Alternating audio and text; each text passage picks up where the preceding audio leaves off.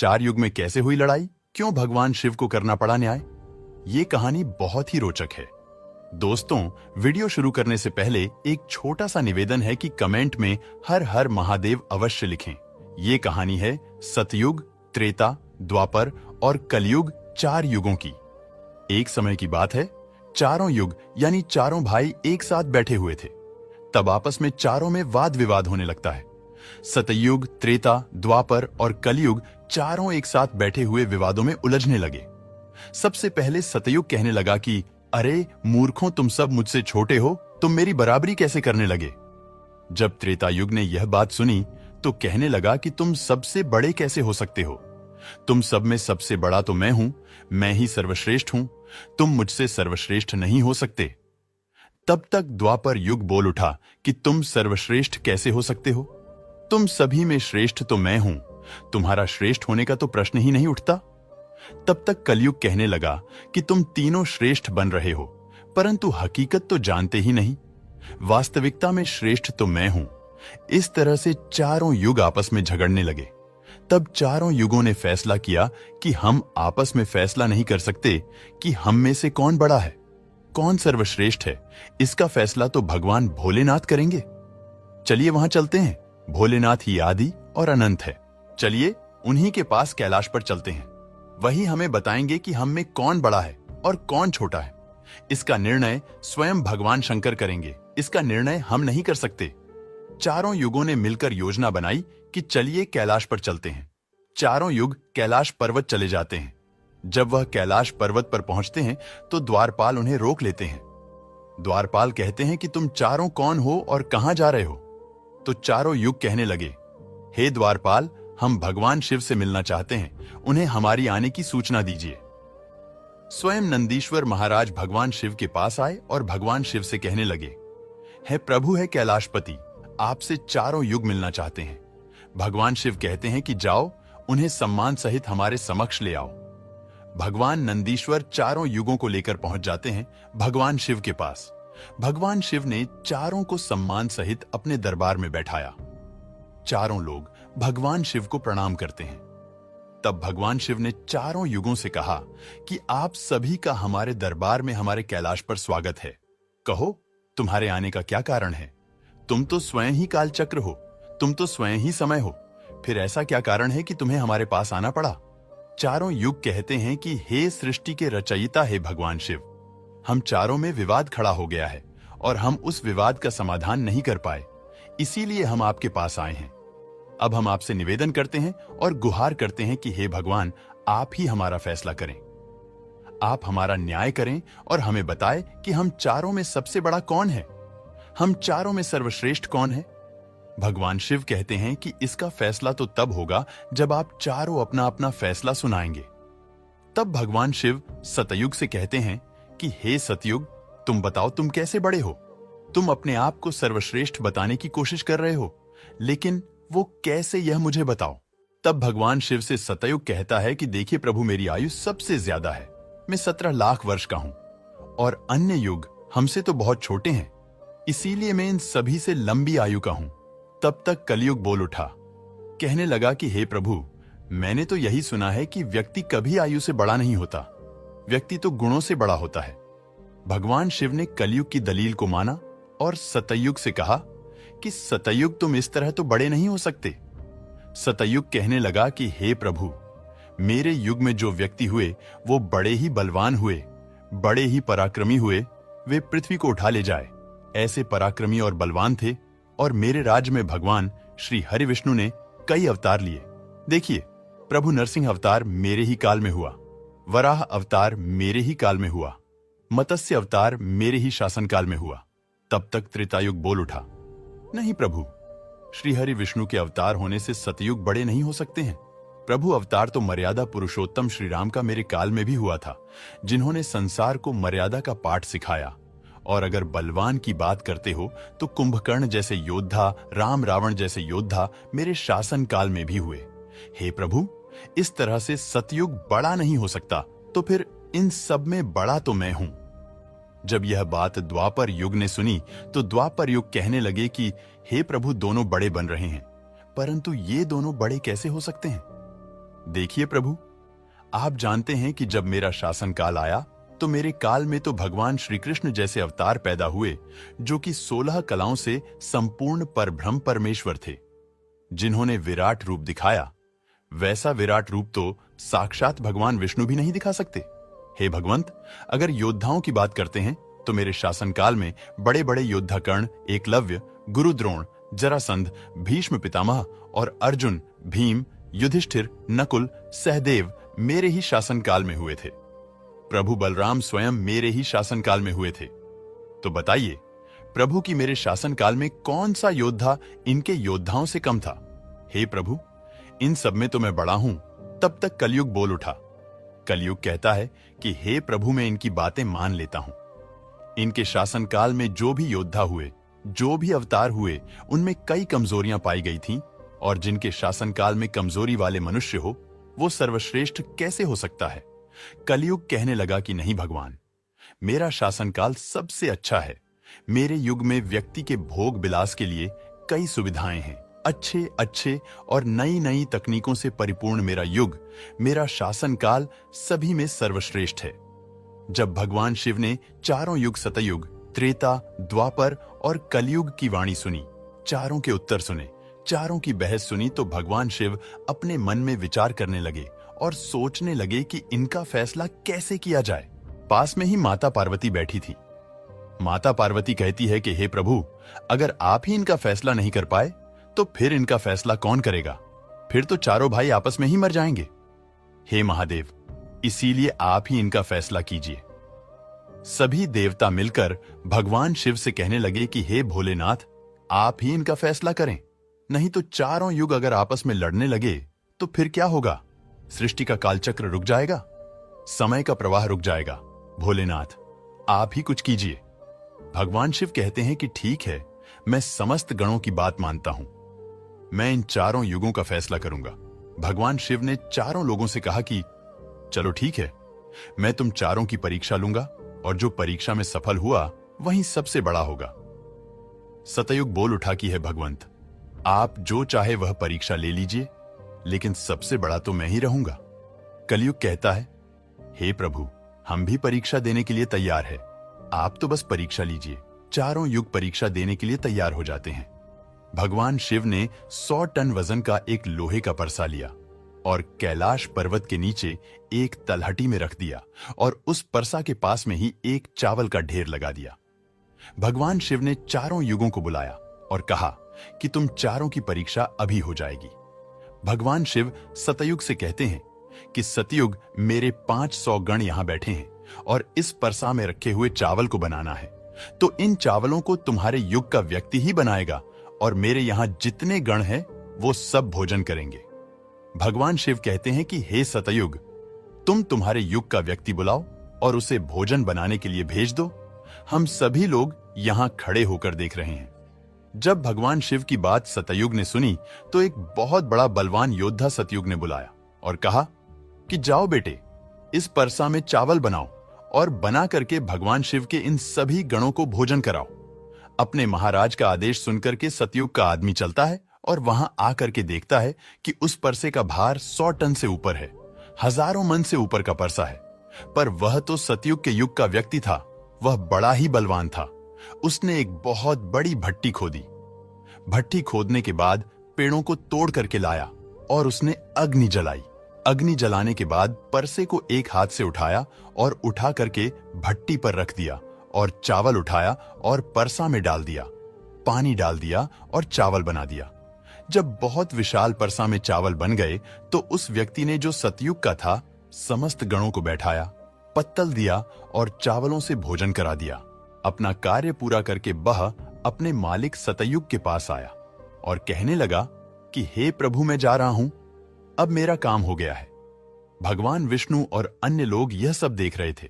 फिर भगवान शिव त्रेतायुग से कहते हैं कि हे त्रेता, तुम अपने युग के व्यक्ति को भेजो और यह परसा जो रखा हुआ है इसे मैं अपनी माया से हटा देता हूं और इसी के समान दूसरा परसा बना देता हूं।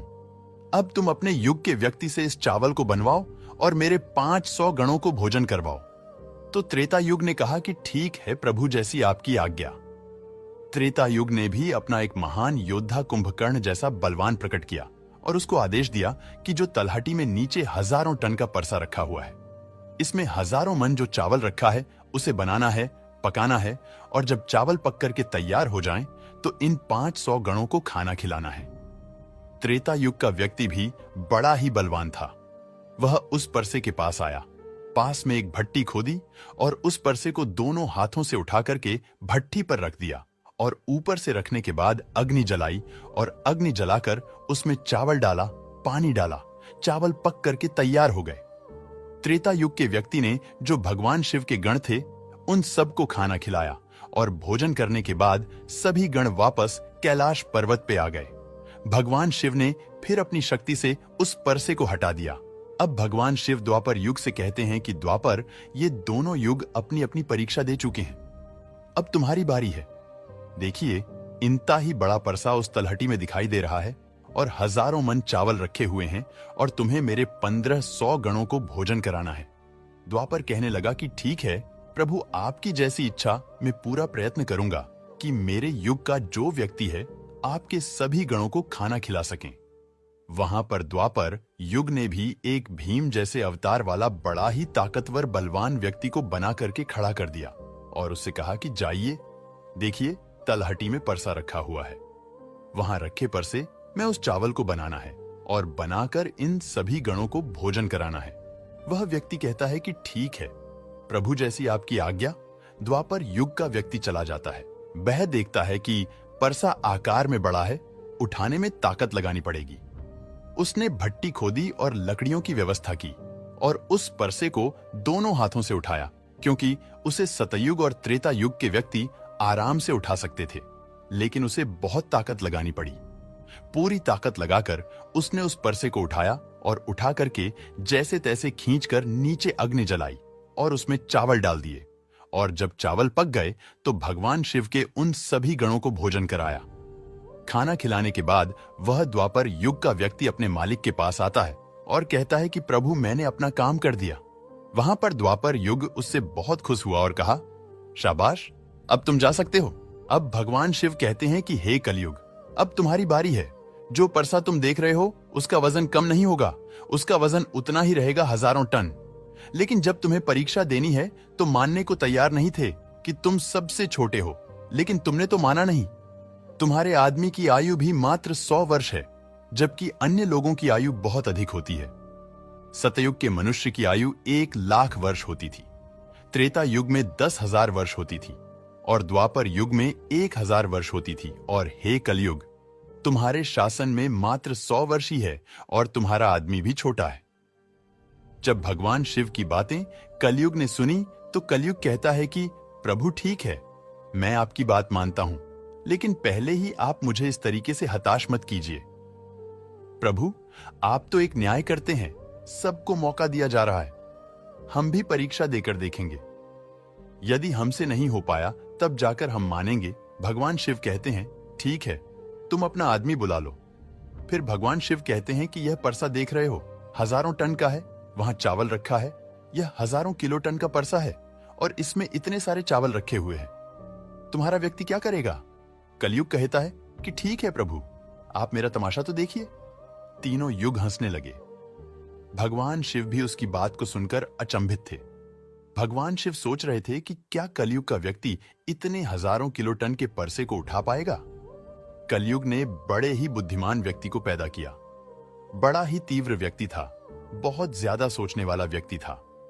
सभी गुणों से संपन्न व्यक्ति को कलयुग ने पैदा किया और पैदा करके व्यक्ति से कहा कि बेटे, तुम्हें अपनी शक्ति दिखानी है, परीक्षा का समय है। यदि तुम इसमें असफल हो गए तो मैं सबसे छोटा हो जाऊंगा। वह व्यक्ति अपने महाराज से कहता है कि महाराज, आप इस एक परसा की बात करते हैं, ऐसे हजारों परसा हमारे सामने हो तो भी परेशानी नहीं है।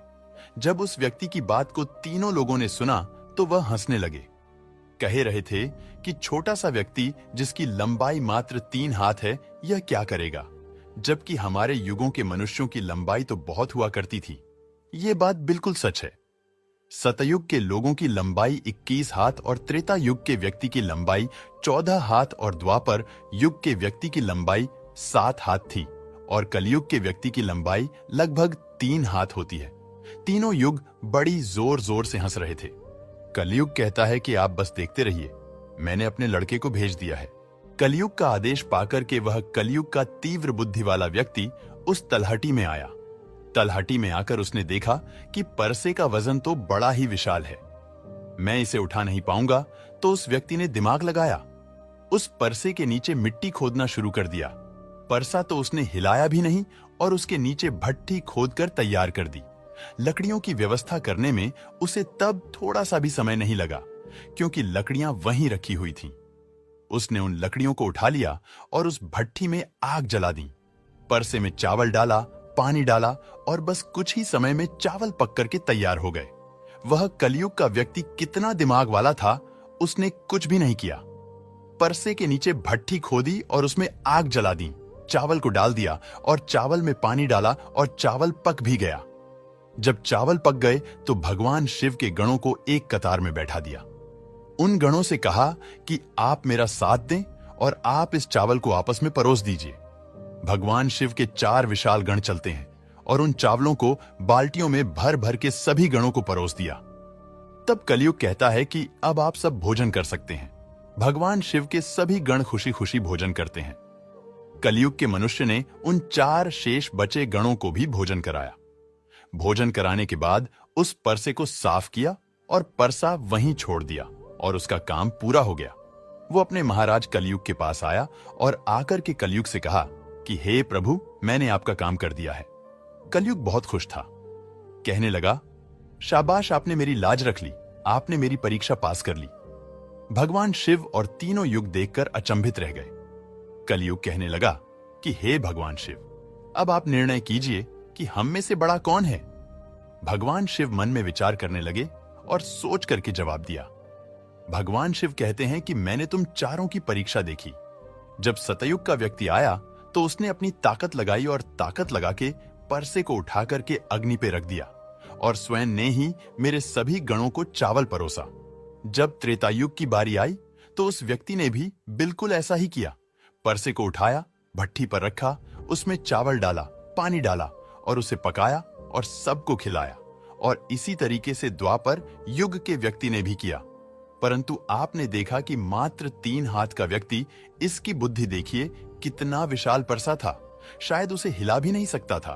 उसने उस परसे में चावल बना लिया। मेरे इतने गण थे कि अगर वो बाल्टियों से परोसता तो वो शायद परेशान हो जाता। तो देखिए, उसने उनमें से ही 4 गण अपनी सहायता के लिए बुलाए और चारों गणों से भोजन परोसवाए और स्वयं बैठा रहा। यह तो बड़ा बुद्धिमान व्यक्ति हुआ। यह तो बड़ा ही बुद्धिमान युग हुआ। भगवान शिव कहते हैं कि कलयुग बड़ा ही बुद्धिमान व्यक्तियों का युग होगा। इसमें मशीनों का आविष्कार होगा, बड़े बड़े दिमागधारी होंगे। भगवान शिव कहते हैं कि तुम सब युग जैसा शासन करते आए हो। ठीक है, माना तुम्हारे युगों में मनुष्य धार्मिक हो, लेकिन तुम्हारे युग के व्यक्तियों में बुद्धि का अभाव था। उन्होंने कभी अपनी बुद्धि का उपयोग नहीं किया। नहीं तो कुंभकर्ण, रावण, इनके जैसे महान योद्धा जिनको मारने के लिए स्वयं भगवान अवतार ले लेकर आए, और वे इतना मूर्ख थे, यह नहीं जान सके कि यह भगवान है, यह सृष्टि के रचनाकार हैं, और उनसे युद्ध किया और सभी के सभी मारे गए। कलयुग के व्यक्ति को देखो आप, वो कितना बुद्धिमान है, और आगे आने वाले युगों में, आगे आने वाले कलयुग के राज में वैसे ही बुद्धिमान व्यक्ति देखने को मिलेंगे। तो भगवान शिव ने फैसला किया कि तुम चारों में सबसे बड़ा कलयुग होगा। कलयुग मशीनों का युग होगा। कली का नाम है मशीन और युग माने समय। कलयुग मशीनों का समय होगा। इस समय बड़ी बड़ी मशीनों का आविष्कार होगा, जो कि सतयुग, त्रेतायुग और द्वापर युग में नहीं हो पाएगा। भगवान शिव की बातें सुनकर वह चारों युग भगवान शिव की बात मान लेते हैं और चारों युग अपने अपने धामों को और अपने अपने राज्यों को लौट जाते हैं। इस प्रकार भगवान शिव ने चारों युगों का फैसला किया। दोस्तों, उम्मीद करता हूं जानकारी आपको पसंद आई होगी। अगर वीडियो पसंद आया हो तो दोस्तों कमेंट बॉक्स में हर हर महादेव जरूर लिखे। मिलते हैं आपसे अगले वीडियो में।